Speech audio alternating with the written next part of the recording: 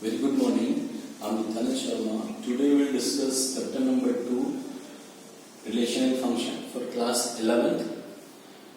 In this video we will discuss relation. In last video we have already discussed the ordered pair, we can say the Cartesian product of the two sets. In last video we have already discussed in part number 1. In part 2 we will discuss only relation. Now, what do you mean by the relation? Relation से मतलब क्या होता है? Relation का meaning क्या होता है? Relation होता है set let A and B तक टू नॉन एम्प्टी सेट्स, यानी कुछ न कुछ उनमें एलिमेंट है. नॉन एम्प्टी यानी समथिंग फाइनाइट एलिमेंट है. A relation from set A to set B is a subset of A cross B. यानी रिलेशन जो होता है उसके order pair. A cross B का मतलब क्या होता है? उसका ऑर्डर पेयर. A और B का order pair. A cross B and the subset contain the element A, B. Subset के अंदर जो भी कोई A और B एलिमेंट है of A cross B. Only when A is related to B, यानी जब A related to B का है, in this case B is called the image of A, यानी B जो A की इमेज होगी. अब इसको कैसे क्लियर करेंगे अपन यहाँ आगे बताऊंगा. तो अपन यहाँ से जो सबसे मेजर चीज समझिए अपन ने कि रिलेशन जो होता है उसके ऑर्डर्ड पेयर होते हैं ए और बी के. रिलेशन ए से बी में कोई रिलेशन है तो उसके order pair A cross B है, उसी का क्या होता है? हमेशा सबसेट होता है. तो relation is the subset of ordered pair A cross B. जहां ए और बी उस ऑर्डर पेयर के एलिमेंट है तो यहाँ इसको डिनोट करेंगे ए इज रिलेटेड टू बी या बी इज, या फिर इसको बोलेंगे B is the image of A, यानी B A की इमेज है. अब ये इसके कुछ पॉइंट्स हैं. R is the relation from set A to set B. Then R को लिखेंगे R is the subset और equal to. ये equal to इसलिए लगाया कि A क्रॉस B के सारे एलिमेंट भी R में पॉसिबल है. तो R is the subset और equal to A cross B, यानी उसके ऑर्डर पेयर के सबसेट भी हो सकता है, यानी कुछ एलिमेंट A क्रॉस B के R में हो सकते हैं, या फिर सारे एलिमेंट भी हो सकते हैं. इसलिए अपन इक्वल टू यानी एटमॉस्ट केस में इक्वल टू भी लिखा. तो R is the subset of A cross B, जो अपन यहाँ पे ऑलरेडी लिखा है, is the subset of. Subset का डेफिनेशन यहाँ लिखा है, रिलेशन जो A क्रॉस B का, यानी उस डेफिनेशन को अपन यहाँ इस एक्सप्रेशन से क्लियर करेंगे. If A is related to B, then write S. अगर B से रिलेटेड है तो उसको लिखेंगे A R B, यानी A related to B. या फिर अपन उसको ऐसे भी लिख सकते हैं A, B related to R is element of R, यानी A, B is element of R, यानी उस ये भी लिख सकते हैं. दोनों यहाँ पर उसी का सेम रेस्पॉन्स है. If A is not related to B, then write as A not related to B. या फिर अपन लिख सकते हैं A, B is not element of R, ये भी लिख सकते हैं. दोनों सेम चीज है. अभी वेक्टोरियल डायग्राम ऑफ रिलेशन, या उसको अपन बोल सकते हैं एरो डायग्राम, यानी एरो डायग्राम से रिलेशन को कैसे नोट कर रहे हैं. अपन किसी एग्जांपल से ये एरो डायग्राम क्लियर कर रहे हैं. एग्जांपल लिया ए में लिया 1 2 3 4, बी में लिया x y z p. तो उसका कोई रिलेशन लेट कर लिया, किसी भी रिलेशन किसी भी एक्सप्रेशन से अपने उस रिलेशन को कंसिडर कर लिया. क्योंकि a क्रॉस b में 4 और 4 है, आपके कितने टोटल एलिमेंट हो जाएंगे? 16 A क्रॉस B में एलिमेंट होंगे. तो उसके कुछ एलिमेंट अपन ने 1 2 3 4 5, ये कुछ 5 एलिमेंट लिए जो कि मेरे एक रिलेशन में लिए. टोटल इस A क्रॉस B में, A क्रॉस B में जो एलिमेंट होंगे वो 16 होंगे. आप मेंशन कर सकते हैं n of A cross B will be 16, क्योंकि 4 इसमें 4 आपने पढ़ा होगा m into n, तो टोटल 16 एलिमेंट है. अब यहाँ पर R में कुछ एलिमेंट अपन ने 1 2 3 4 5 एलिमेंट लिए. और अब आप देख सकते हैं कि R इज द रिलेशन दे दिया, B relation from A cross B से कुछ एलिमेंट लिए. अब उसको डिनोट कैसे किया? A रिलेटेड टू B, ये A R B यानी A रिलेटेड टू B है. कैसे? A में लिखे 1 2 3 4 और B में लिखे मैं x y z p.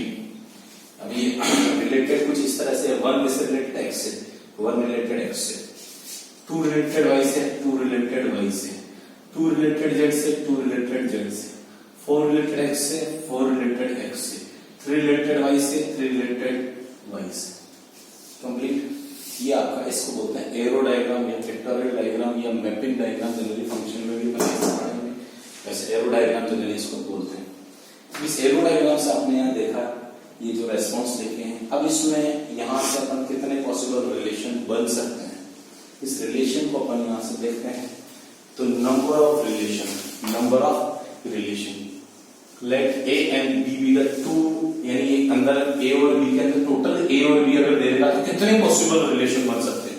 ये तो अपन ने देखा कि ये कुछ रिलेशन बनाया, पर अगर पॉसिबिलिटी बनाना चाहिए how many relation will be possible होंगे, तो अपन ये देखते हैं कि लेट ए और बी में कुछ two non empty finite sets, यानी कुछ न कुछ एलिमेंट है ए और बी में। ये एग्जांपल दे रखा है, बाकी कुछ एलिमेंट्स हैं consisting M and N element respectively, यानी ए में एम एलिमेंट और बी में एन एलिमेंट। अपन ये मान के चल रहे हैं कि n of a equals to n and n of b equals to n element, ठीक है।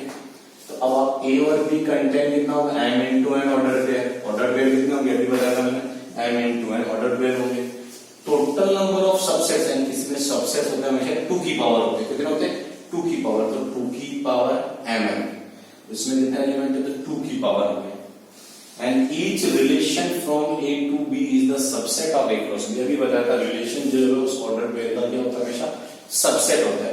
तो इसका मतलब टोटल नंबर ऑफ रिलेशन भी क्या होंगे, उसके सबसेट के इक्वल होंगे, सबसेट के इक्वल होंगे यानी 2 की पावर mn के ही बराबर होंगे। तो total number of relation from A to B is 2 की पावर mn। ये थोड़ा सा इंपॉर्टेंट है, एक टॉपिक है, यहाँ से कई बार 1 या 2 नंबर का क्वेश्चन पूछा जाता है, ऑब्जेक्टिव क्वेश्चन। 2 की पावर mn जब हम बात कर रहे हैं total number of subsets, total number subsets 2 की power mn and total number of relation, ठीक है। ये आपके टोटल नंबर ऑफ रिलेशन। अगर यहाँ टोटल नंबर ऑफ रिलेशन में एक चीज लिख दें अपन, टोटल नंबर ऑफ रिलेशन में नॉन एम्प्टी, नाउ डिस्कस करें total number of relation R 2 की पावर mn। बट जब बात करें टोटल नंबर ऑफ रिलेशन है तो उस रिलेशन में सबसेट के इक्वल अगर सबसेट एक 5 भी होता सभी, तो उस 5 को हटा दें तो अपन एक वर्ड यूज करें total number of non empty.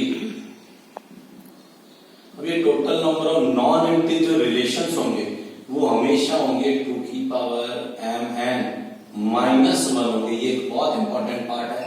जब टोटल नंबर ऑफ रिलेशन की बात करेंगे तो वो 2 की पावर mn होंगे, but total number of non empty relation बात करेंगे तो वो आंसर होगा उसका हमेशा, क्योंकि वो 5 जो था 5 था उसको क्या करना पड़ेगा, माइनस करना पड़ेगा। क्या करना पड़ेगा, 5 को हटाना पड़ेगा। तो 5 हटा देंगे तो एक कम हो जाएगा, 2 की पावर mn जो भी होगा उसको माइनस कर देंगे, ठीक है। ये आपका वो response.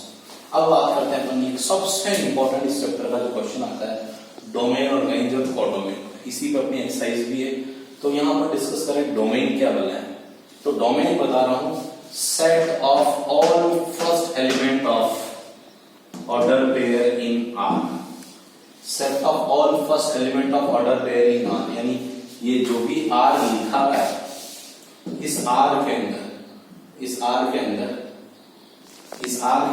1x 2y 2z 4x 3y, ये कुछ ऐसा लिखा हुआ। तो इसमें जो फर्स्ट एलिमेंट है 1 2 2 4 3, ये जो फर्स्ट एलिमेंट है, डोमेन की डेफिनेशन है set of all first elements of order pair in R 1 2 2 4 3। तो इसका जो डोमेन होगा वो डोमेन होगा यहाँ पर, डोमेन को DR से डोमेन ऑफ रिलेशन जो डिस्कस कर रहे हैं 1 2 3 और 4, और किसी भी एलिमेंट को ट्वाइस में लिखते हैं, हमेशा याद रखना। तो जो रिलेशन का है उस रिलेशन में फर्स्ट एलिमेंट 1 2 जो भी और डबल बार आ रहा है उसको एक बार ही लिखना, डोमेन होते हैं। अब बात करते हैं range, set of all second element.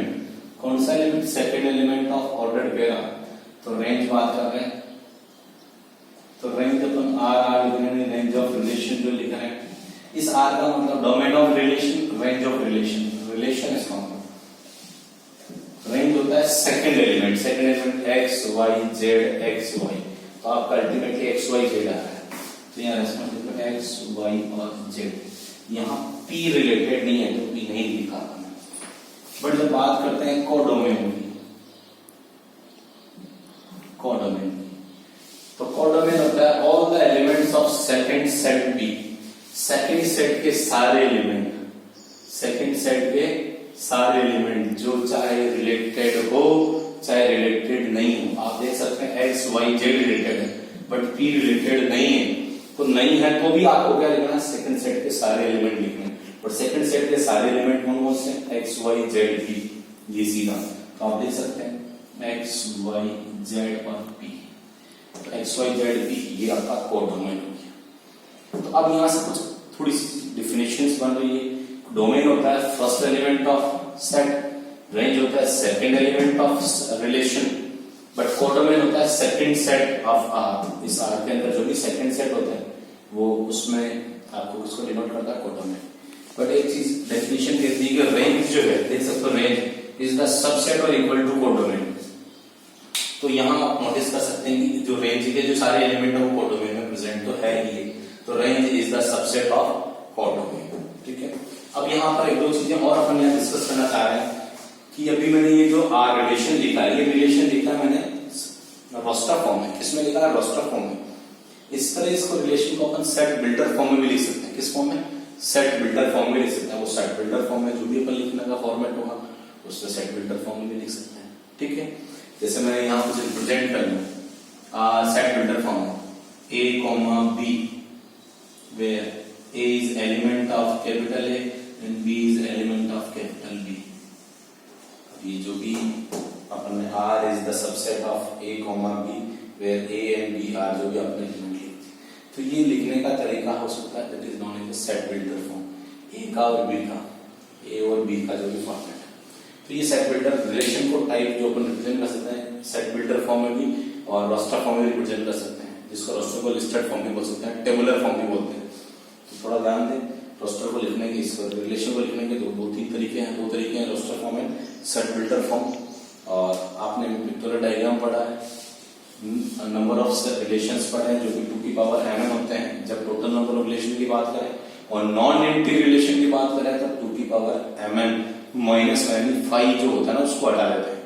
अब अपन बात करते हैं कुछ डोमेन, रेंज और कोडोमेन की। डोमेन होता है जो भी फर्स्ट एलिमेंट होता है रेंज के अंदर, जो भी रिलेशन के अंदर जो फर्स्ट एलिमेंट होता है वो आपका डोमेन को रिप्रेजेंट करता है। सेकंड एलिमेंट जो होता है वो रेंज को रिप्रेजेंट करता है, और कोडोमेन के लिए जो सेकंड सेट के सारे एलिमेंट चाहे रिलेटेड हो चाहे रिलेटेड नहीं हो उन सभी को अपन कोडोमेन एलिमेंट में काउंट करते हैं कोडोमेन में। अब ये जो रेंज होती है ये फॉर्मूला भी स्पेशली ध्यान दें, range is also subset of codomain. Range का मतलब होता है इसी के एलिमेंट और हो सकता है सारे एलिमेंट भी रिलेटेड हो, तो अपन रेंज जो है जिसने X Y Z is related subset of X Y Z P, तो एक्स वाई जेड भी और एक्स वाई जेड पी के ही पार्ट होंगे, तो range is the subset of codomain. अब अपन डिस्कस कर रहे हैं टाइप्स ऑफ सेट रिलेशन, तो वो अब अपन डिस्कस कर रहे हैं टाइप ऑफ रिलेशन। ना डिस्कस कर रहे हैं टाइप ऑफ रिलेशन, डिस्कस कर रहे हैं 4 टाइप ऑफ रिलेशन है। First universal relation, identity relation, word relation, at last inverse relation. सबसे पहले अपन डिस्कस करेंगे यूनिवर्सल रिलेशन। अपने आप नाम से क्लियर है यूनिवर्सल रिलेशन। तो let R be a relation on set A, इसी सेट पर उसका आर जो यूनिवर्सल रिलेशन कब होगा, then R is called universal relation on A if R जो है उसका A क्रॉस A के इक्वल हो, यानी उसके ऑर्डर्ड पेयर जो भी है उस किसी पर्टिकुलर सेट का, अगर सपोज क्रॉस सेट X और Y है तो उसका ऑर्डर पेयर में एलिमेंट क्या होगा, A क्रॉस A में XX, XY, YX और YY। यानी आपको बताया A का A के साथ ही अपन ऑर्डर पेयर निकाले, तो A में भी 2 और A में भी अगेन 2 है, तो ऑर्डर पेयर होंगे 2 into 2 यानी 4 एलिमेंट बनेंगे, 4 एलिमेंट ये बता दिया आपने। अब R इज द सबसेट और इक्वल टू होता है ऑर्डर पेयर, तो अपन मान रहे हैं कि R में अगर ऑर्डर पेयर के सारे एलिमेंट कॉपी कर दिए जाए, यानी सारे एलिमेंट सेम कर दिए जाए, सेम कर दिए ऑर्डर पेयर के सारे एलिमेंट अंदर रिलेशन के अंदर आ जाए, तो उस रिलेशन को क्या कहेंगे, बहुत सिंपल सी यूनिवर्सल रिलेशन कहेंगे। तो आप देख सकते हैं कि आप ऑर्डर पेयर के सारे एलिमेंट्स उस रिलेशन में आ गए, इसलिए इसको क्या बोलेंगे, यूनिवर्सल रिलेशन। बहुत सिंपल है। दूसरा बात करें आइडेंटिटी रिलेशन। आइडेंटिटी रिलेशन कहता है कि R be a relation on set A if R is called identity relation on A. कहता है कि if a comma a is element of A is element of A, यानी कोई ऐसा element है, सपोज करो सबसे बेस्ट एग्जांपल है ये 1 4 6 के में, और आर है ए क्रॉस ए पर, आर किससे ए पर ही है, तो अपन लिख रहे हैं कि जो ए में एलिमेंट है उनके आइडेंटिटी वर्ड से क्या है, आइडेंटिटी वर्ड यानी जो ए है 1 4 6 इनके सारे एलिमेंट हो सकते हैं, बट अपन सिर्फ आइडेंटिकल एलिमेंट का रिलेशन देख रहे हैं। आइडेंटिकल ये कहता है कि ए कॉमा ए, यहाँ पे भी ए है तो यहाँ पे भी ए ही होना चाहिए। इसका मतलब 1 का 1 से होना चाहिए, 4 का 4 से होना चाहिए, 6 का 6 से होना चाहिए, इसके अलावा और कोई रिलेशन नहीं होना चाहिए। तो आप देख लीजिए ए का 1 का 1 से, 4 का 4 से, 6 का 6 से, 1 1 4 4 6 सिर्फ जो एक ही एलिमेंट है उन्हीं के आइडेंटिकल इमेज बन जानी चाहिए, उसी को अपन बोलते हैं आइडेंटिटी रिलेशन। ये आइडेंटिटी फंक्शन भी आपके बाद में आएगा, तभी अपन बात करें आइडेंटिटी रिलेशन की। तो आइडेंटिटी रिलेशन क्लियर करता है कि जो आइडेंटिटी का एलिमेंट्स है, 1 है, अगर सपोज को ए में अगर 1 4 6 और 8 भी अगर है तो यहाँ 8 8 भी होना चाहिए। अगर ये सारे एलिमेंट है उन सबकी इमेज मिल रही सेम, तो आपको बोलेंगे उसको आइडेंटिटी रिलेशन। तीसरा आता है वॉइड रिलेशन। वॉइड रिलेशन कहता है कि let R be a relation on set A, R किसी सेट ए पर रिलेशन है, then R is called the void relation. अब आर को वॉइड रिलेशन बोलेंगे इफ आर इक्वल टू 5, यानी आर में क्या हो जाए, कोई एलिमेंट ना हो, एक भी एलिमेंट ना हो, एक भी एलिमेंट। तो अपन एक एग्जांपल दिया कि लेट आर में क्या होना चाहिए, 5 नल होना चाहिए, रिलेशन 5 खाली होना चाहिए, रिलेशन खाली है तो अपन उसको बोल देंगे नल रिलेशन या वॉइड रिलेशन, एम्प्टी रिलेशन, कुछ भी हो सकता है, ब्लैंक रिलेशन। तो यहाँ पर बात कर रहे हैं लेट ए इक्वल टू 3 4 7 17, ये कुछ एलिमेंट लिए। Let R be the relation on A define as a comma a R b and a related to b. अपन उसको इस तरह डिफाइन कर रहे हैं कि if and only if a minus b is equals to half, यानी आप ए और बी के एलिमेंट अंदर से लेने हैं इसमें से और उनका डिफरेंस करो कि उनका डिफरेंस हाफ आ जाना चाहिए। डिफरेंस करो, 3 और 4 का डिफरेंस करो, -1 आ रहा है। 4 और 7 का डिफरेंस करो, नहीं आ रहा है, हाफ तो नहीं आ रहा है।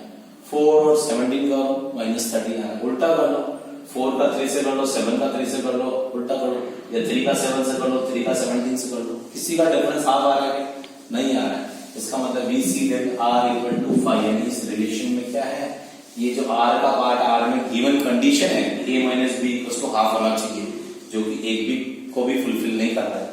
फुलफिल नहीं कर रहा है तो हम देख सकते हैं कि आर इक्वल टू 5 5 यानी नल सेट है। आर में क्या है, ये अपन और लगा के लिख सकते हैं, आर इक्वल टू ये ब्लैंक है, यानी अंदर कोई भी एलिमेंट नहीं है, तो इसलिए अपन बोलते हैं कि 5 किसका सबसेट है, ए क्रॉस ए का, ए क्रॉस ए का ही एलिमेंट है, क्योंकि ए में कोई एलिमेंट बन नहीं रहा जो इसको सुटेबल कर सके, सुटेबल। ठीक है, तो R is called void relation, R is called void relation. ठीक है, इस कंडीशन के रिस्पेक्ट में, ए के रिस्पेक्ट में। ठीक है, लास्ट में आता है आपका इनवर्स रिलेशन। इनवर्स रिलेशन क्या होता है, जैसे सिंपल आर को, R is the relation from set A to set B. The inverse relation होता है इसका उल्टा। अगर सेट रिलेशन जो आर है वो ए से बी में, तो इनवर्स रिलेशन होगा बी से ए में, किसमें का उल्टा हो जाएगा, बी से में। तो वो लिख रहा है कि the inverse relation of R is a relation from B to A, भाई मैंने जो बोला B to A, and is defined as y, x such that x and y is element of r, यानी x y अगर r का element हो तो r inverse जो होगा, यानी इनवर्स रिलेशन होगा वो क्या होगा, yx, उल्टा हो जाएगा। The inverse relation of r is denoted by r minus 1, r की पावर, यानी r इनवर्स बोलेंगे और उसका नोटेशन लिखेंगे r inverse equals to yx such that x y is element of r, यानी x y अगर r का element है तो उसको उल्टा लिख देंगे yx। इसका एक एग्जांपल दिया मैंने, इफ r में अगर 1 4 है, 9 15 है और 10 2 है, कुछ एलिमेंट है, उसका r इनवर्स क्या हो जाएगा, r उल्टा हो जाएगा। तो 1 4 है तो उसका 4 1 हो जाएगा, 9 15 है तो 15 9 हो जाएगा, 10 और 2 है तो 2 और 10 हो जाएगा। That is called inverse relation. तो इस तरह का इनवर्स रिलेशन में क्या होता है, अगर ये है, इसमें देखो डोमेन 1 9 10 आ रहा है डोमेन, और रेंज आ रहा 4 15 और 2 आ रहा रेंज, तो इसके डोमेन और रेंज एक दूसरे से रिवर्स हो जाएंगे, इंटरचेंज हो जाएंगे। तो इसके डोमेन हो जाएंगे 4 15 और 2, और इसकी रेंज हो जाएगी 1 9 और 10, 1 9 और 10। तो उल्टे हो गए, जो आर में था वो आर इनवर्स में क्या हो जाएंगे, जस्ट इन्वर्टिबल हो जाएंगे, जस्ट इनवर्स हो जाएंगे। जो डोमेन होगा वो रेंज हो जाएगा, जो रेंज होगा वो डोमेन हो जाएगा।